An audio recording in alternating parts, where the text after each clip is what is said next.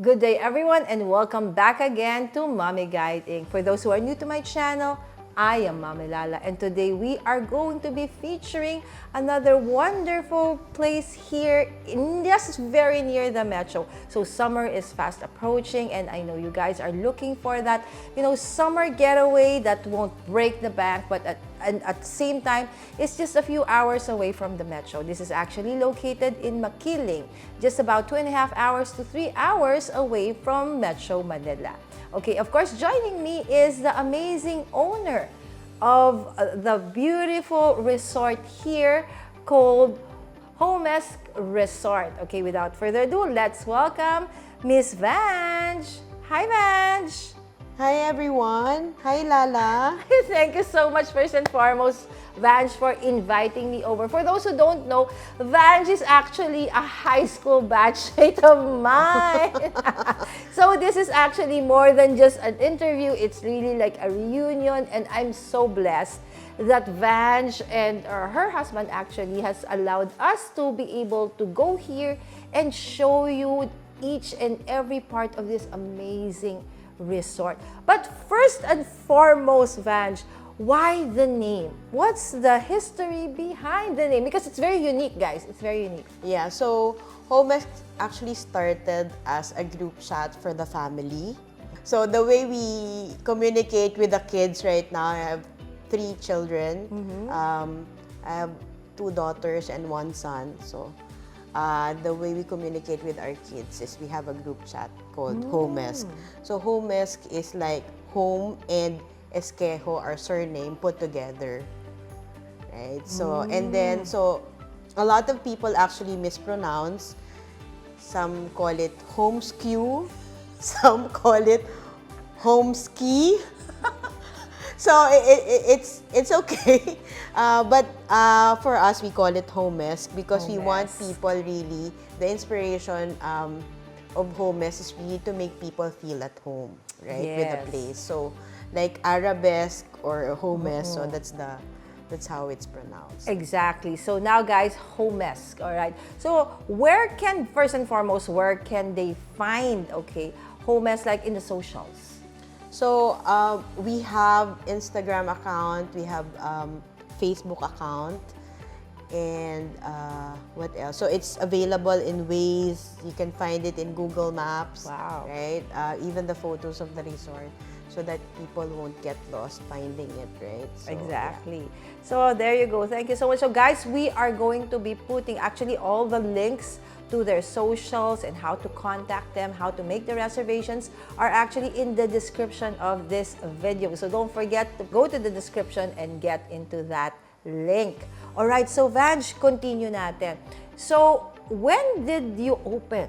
Was this always, and the intention was really for you to do this as like a resort for public use, or was this really just meant for, supposed to be for, family use? So it really started really way back because we'd love to get together with the family, right? So my parents are senior citizens and even my in-laws, so they wouldn't want to swim in a pool with regular, normal temperature, right? Because,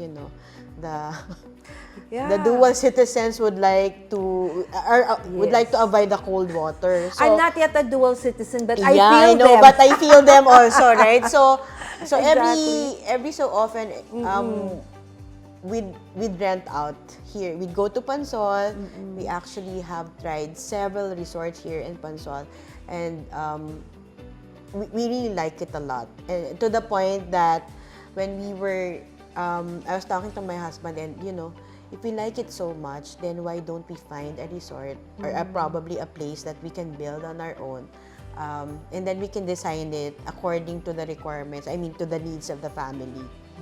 That's amazing. So I thank you for opening this beautiful resort, guys, because I'm surprised.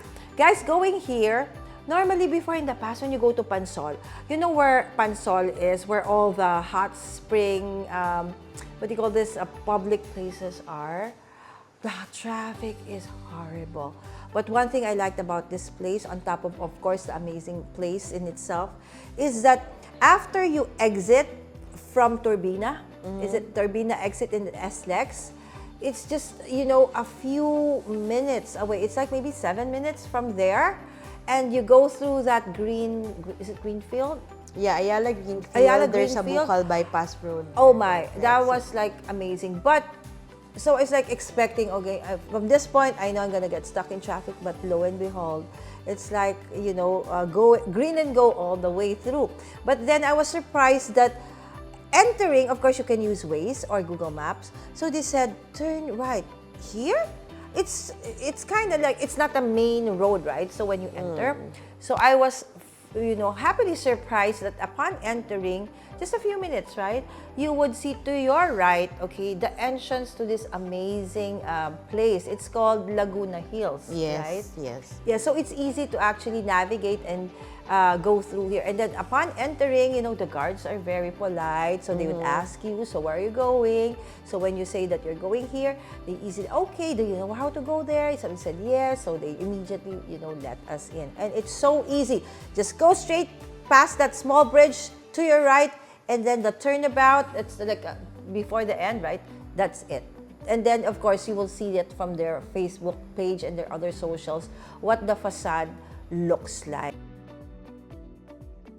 Okay, so upon seeing the place, Vaj, I already have that vibe of, oh wow, it's so modern.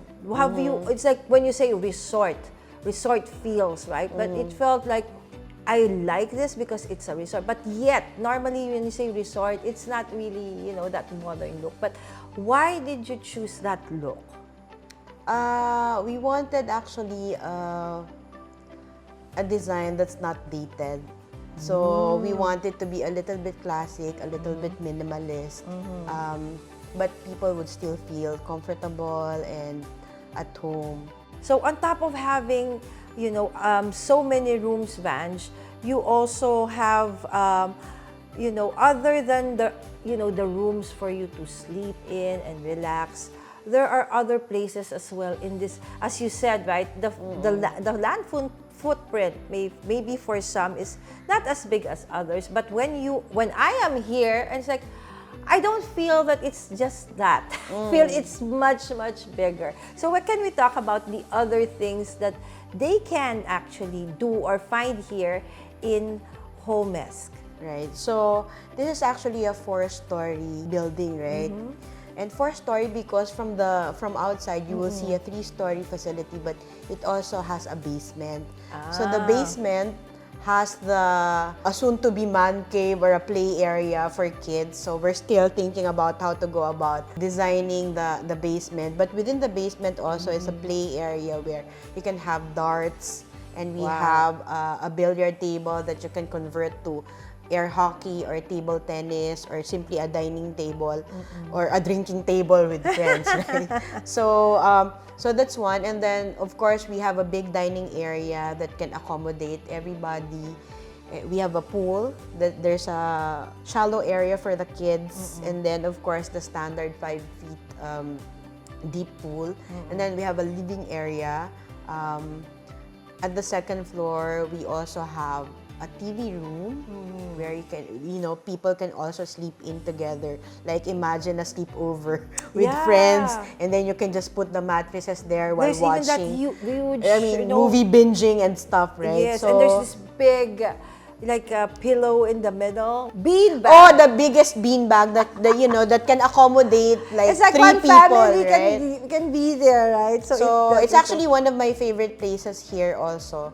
Because the sofa beds are actually love seats that can turn into a bed at night, right? So aside from the 6 rooms, 6 bedrooms that are all air conditioned, you can also sleep in the TV room. One of the amenities of the resort, of course, we're very proud of the hot spring pool. This is something that I look forward to doing. Oftentimes, right, to release all, you know, to remove all of the tension that I have in my body. So it's very therapeutic. The hot spring water is actually coming, of course, from the Mount Makiling. It's a pool that you can swim in any month of the year, whether it's summer. In fact, I would love, you know, personal favorite is swimming on a rainy season. Exactly, right? So, we're in the Philippines, guys. This is actually, look, for those who probably might be watching us, right, from not just from the Philippines. This is in the Philippines. It's south of Manila, just about 2 to 3 hours away, right? So we always have hot weather or hot with rainy weather, right? So you always love water. So, but what was the inspiration for this pool? Not, some pools, they have like shape like oval stuff, round stuff. Why this kind? Because it simply follows the theme of the entire resort, because we want it minimalist. So we only wanted straight lines, right? And we wanted to maximize the space. Of course, you have to make sure that there's an area for kids. Oh yeah, kids. So To swim in. And then if you look at the kiddie pool, there's actually a bench there for, the adults that like to talk, just wade in the pool and then have a conversation, for those that, catching up with family and friends. exactly. So that's the thing, right? So your pool is actually not really, really hot, like scalding hot. It's not scalding hot. Exactly. But it's enough to like really make you feel warm. So especially for people like me, Vange, where I can't take cold. I know I'm from the Philippines. It's not really that cold, but water out of the tap is still cold for me. So this is such a relief. And for me, this is just one, okay, or probably the best feature of this amazing home. And when you see the pool, Vance, right, it's like from any part of your house, almost, you can actually have a view of this amazing place, right? So the glass is actually made of a lot of glass because we wanted to take advantage of the sun, right? And then it's equipped also with screens all over, so you can just take advantage of the wind as well. We wanted to minimize our energy footprint. So even the lights that we use within the resort are all LED lights. Awesome. And hopefully we can have it built in with solar panels as well, so that we have zero carbon or minimal carbon minimal emission. carbon footprint. There you go. See? So, ang galing. So guys, how about, those who might want to have like a party, pool party? Are you allowing pool parties So, here? we've done a lot of parties here. Okay. So I actually celebrated my 50th birthday here. Happy birthday, last year. balloons! And then we also have like kiddie parties as well. We have office parties, like especially during the holiday season. There were a lot of parties held here. So we have a list of caterers that we can endorse to our customers if you want food trays. We also have referrals for that, the lechon and stuff. Wow, amazing. So you do allow caterers to come in? Yes. Oh, that's awesome, right? Awesome, because one of the things that we probably would want to know is, how about food? Can we bring in our own food and cook our own food? Yes, of course. So the resort is also equipped with a gas stove. So the kitchen has a refrigerator, a microwave oven, a coffee maker. So anything that you would probably need when you're at home, we have it here, because we want you to feel like really at home when you're at home. Exactly. And the nice thing about the area also, so from like the living room or the dining area, you can access the pool, right? And also, I noticed that you can see each other. Exactly. So it's an open concept place, right? So also, I noticed that you had provisions for accessibility. Right? You have thought of that. So maybe you can tell them, like, so is it okay to have like those who have like wheelchairs? So we thought of really like the family, no? Maybe you have senior citizens that are in wheelchair who can't take the stairs anymore. So we have a ramp for a wheelchair. From the garage, no? From the garage, you can take a ramp in case you have PWDs that will have a hard time taking the stairs.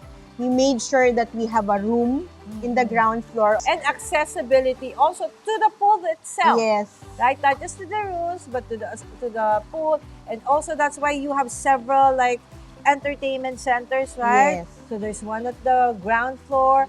There's also one in the basement, on the second, and on the third, right? So there's no lack of space for different kinds of activities and events. So Vange, are you also open to, say, corporate events? Yes.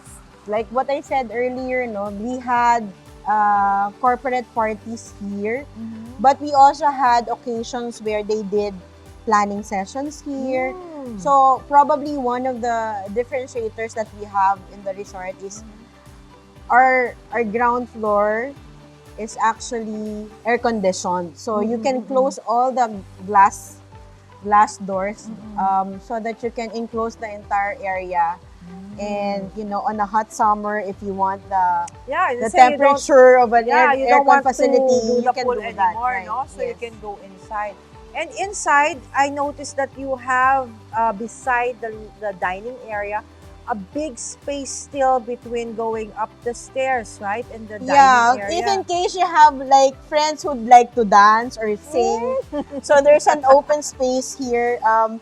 We thought of putting in 2 dining tables so that people can eat together. But in lieu of a heavy dining table, we put Big space. mobile tables that you can be flexible about, because we want to make sure that if people want to dance, they also have a place for that as well in the resort. Exactly. So guys, this is such a... Oh, of course, do you have hot and cold, in the shower area?